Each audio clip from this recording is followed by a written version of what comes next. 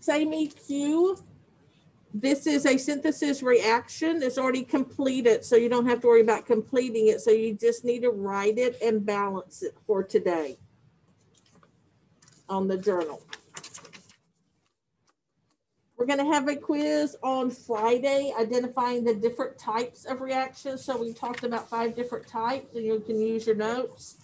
And you'll just look at the completed reaction. You don't have to balance it or anything. And then you'll say what type it is. And we'll do that on Friday. All right, so if you'll get your notes out, we're going to talk about decomposition reactions, which are the opposite of our synthesis reactions. So it's going to be very similar to yesterday, but it's just everything's going to be reversed.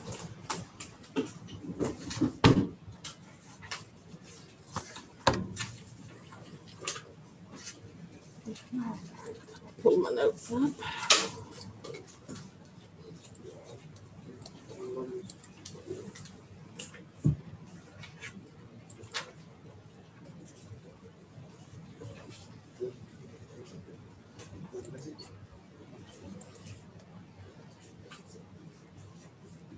All right, we are here on decomposition reactions. So just moving on to the next page.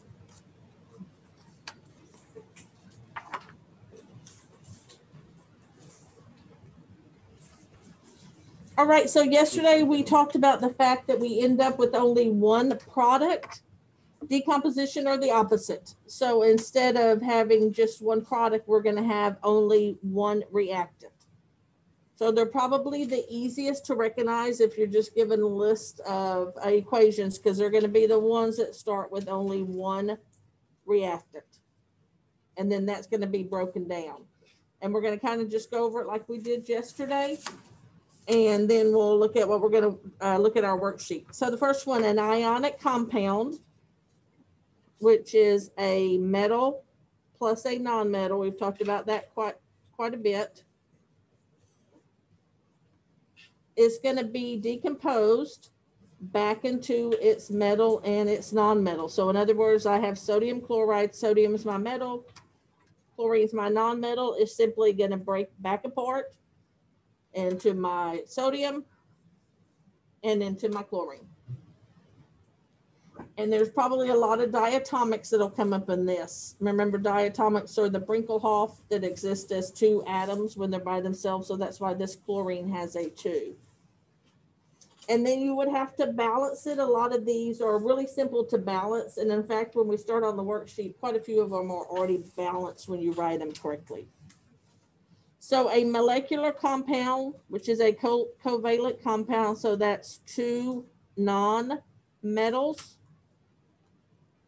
are simply going to break back apart into their original 2 nonmetals. So H2O, water, is made up of hydrogen and oxygen. Whoops. So it simply breaks back apart into hydrogen and oxygen. And both of those are diatomics. So that's why they have the 2 with them. Another example, we don't do a whole lot of these. Another example of this would be ammonia, Nh3. So what do you think it's going to break into?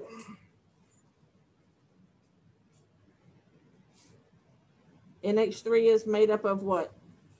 What 2 elements? Nobody knows? Hydrogen. Hydrogen, yes, sir. That's this. And what else? Oxygen. Nitrogen. So when it breaks apart, it's going to break back apart into nitrogen and hydrogen. That would be another example. And then you'd have to do a little bit of balancing on this one. Some compounds may decompose into an element in a compound. So H2O2 is hydrogen peroxide. So when it breaks apart, it's going to break apart into water. So that's going to take some of it away. And then what's left over is going to be more oxygen. We don't do a whole lot of those because they can get a little hard. Metallic carbonates. Remember, this CO3 is your carbonate. when they break apart into a metal oxide, which is your metal combined with oxygen, and then you still have some CO2 left. Metallic chlorates, so that's my ClO3, are going to break apart and they're going to form my metal chloride. I got to find a place for that chlorine to go. And then also you would still have some oxygen left over. Move this up a little bit.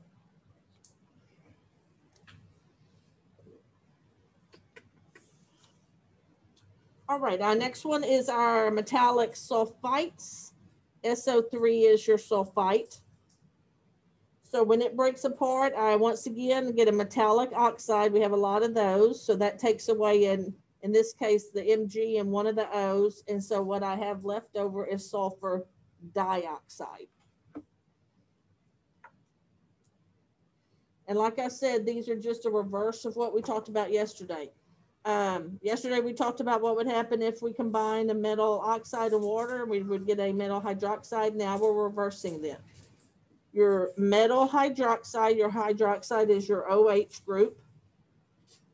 It's going to decompose into a metal oxide. So that's your metal combined with oxygen. And then you will also have some water left over. An oxyacid, remember it's an acid if it starts with hydrogen, and an oxyacid means it's hydrogen combined with a polyatomic ion. So when you break those apart, you get water.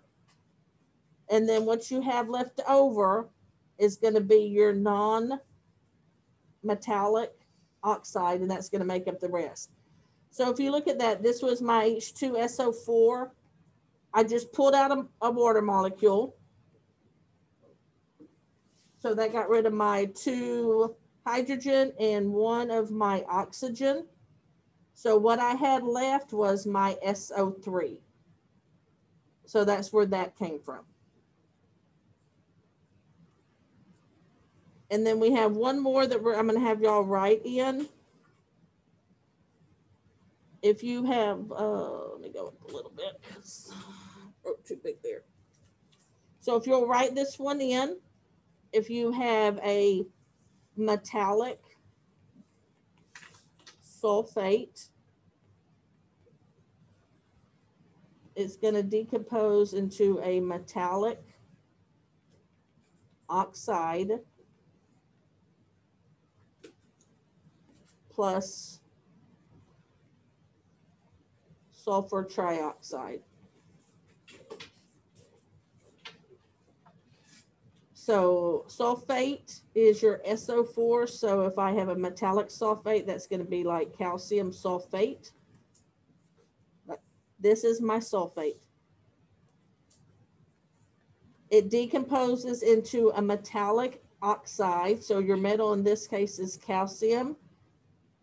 And combine it with oxygen, that gives you your metallic oxide. So you can see that took 1 calcium and 1 oxygen. So what I'm going to have left over is my sulfur. And then instead of 4 oxygens, I use 1 here. So I would have 3 oxygens left. So that's my sulfur trioxide. So they're pretty much just a reverse of what we did yesterday. All right, so let's look at our worksheet that we're going to be working on. It's going to be real easy because I gave you all a formula bank like yesterday.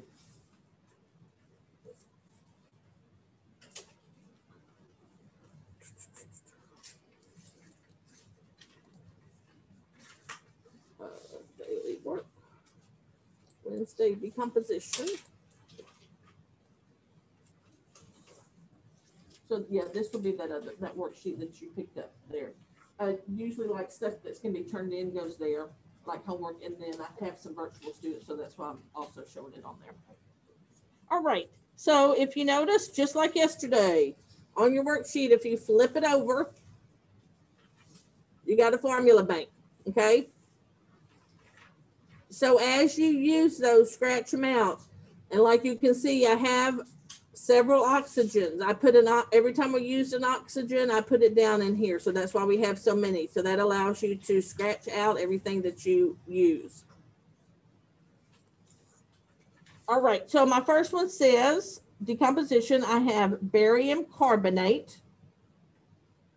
And you can tell it's a decomposition. I'm starting just with one reactant. And it decomposes into barium oxide plus CO2. So if hopefully we all know how to write CO2, carbon and two oxygens. Your barium oxide, if you're not for sure how to write that with your ion sheet, then flip over to the back and find it in your formula bank. So if I come back here and I look at my formula bank, I used up one CO2, and now I'm looking for barium oxide. So I know that barium is Ba, and O or oxide is oxygen. So if I come down here, right here, I would see my formula for barium oxide, BaO. So once I've got that done, then I'll come back up here and I'll finish out my equation. So this is just like we were doing yesterday. BaO plus CO2. Barium is a +2, oxides a -2, so that's why I did not need any subscripts with it. And then your last step is to always balance. Do we need to do anything with this to get it balanced? It's already balanced, right? I've got one barium on each side, one carbon, and 3 oxygen. So here's my 2, and there's my other one, so that gives me 3. So I don't have to put any coefficients. And as you work this today, you'll find out there's quite a few that are already balanced. So don't panic if you get quite a few that are balanced. All right, let's skip down to number 4 just so we can see a different kind.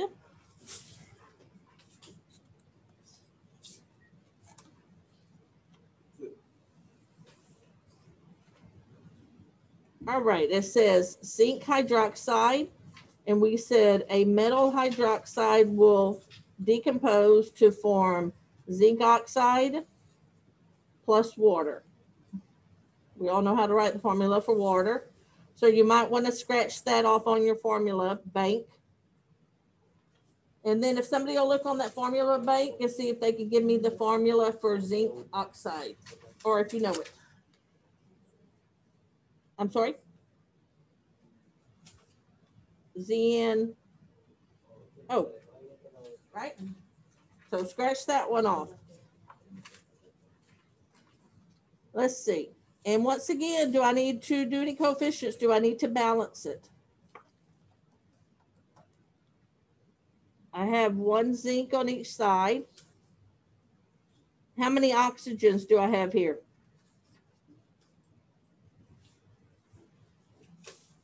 It's in parentheses and there's a 2 on the outside. So how many oxygens do I have? 2. And over here I have 1, 2. So that's good.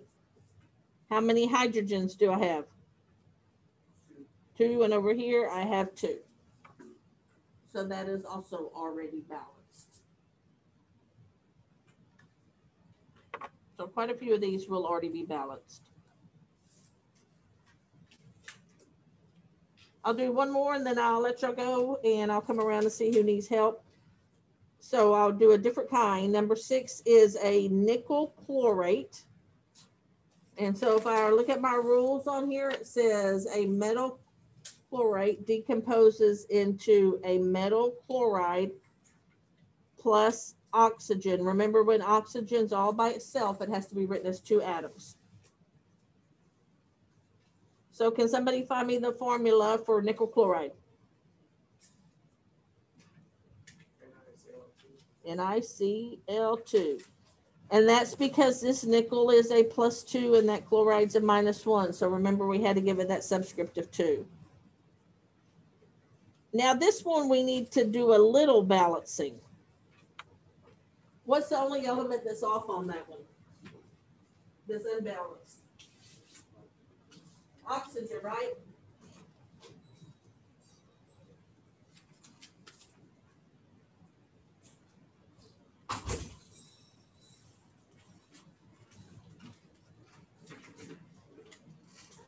The nickel is balanced. I have one on each side. The chlorine, I have two on each side. But the oxygen, how many do I have here on my reactant side?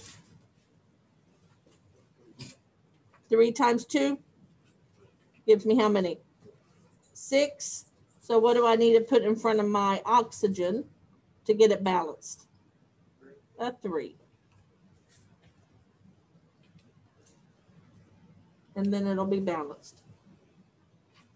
So there's quite a few on here that are already balanced, or if not, they're pretty simple to balance. Jesus, keep your mask on, please, sir. If not, they're pretty easy to balance. So be sure as you go on your formula bank, you scratch out what you have. So then you'll know it kind of narrows it down a little bit. All right, now I'm going to come around. If you have the worksheet from yesterday that you didn't turn in, then be sure to get it turned into it today. Yes. So we're doing this leftover? Yeah, yes, I'll be right there.